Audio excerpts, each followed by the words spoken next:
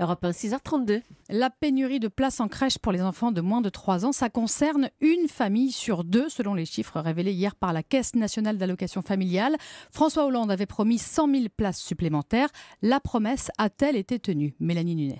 Eh bien, ce sont 54 000 places de crèche créées en France, selon la CNAF, la Caisse nationale d'allocation familiale. Depuis le début du quinquennat de François Hollande, seule une famille sur deux obtient une place en crèche, un nombre insuffisant, alors que c'est le mode de garde préféré des parents. Ils se tournent donc vers d'autres solutions, comme les assistantes maternelles, celles qui gardent les enfants chez elles.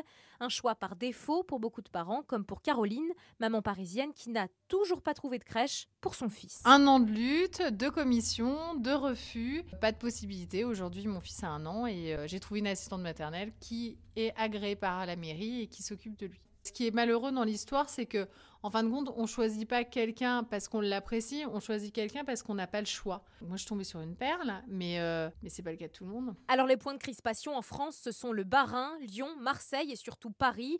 La mairie de la capitale souhaite encore créer 5 000 places supplémentaires. 1 000 sont déjà sorties de terre sous la mandature d'Anne Hidalgo.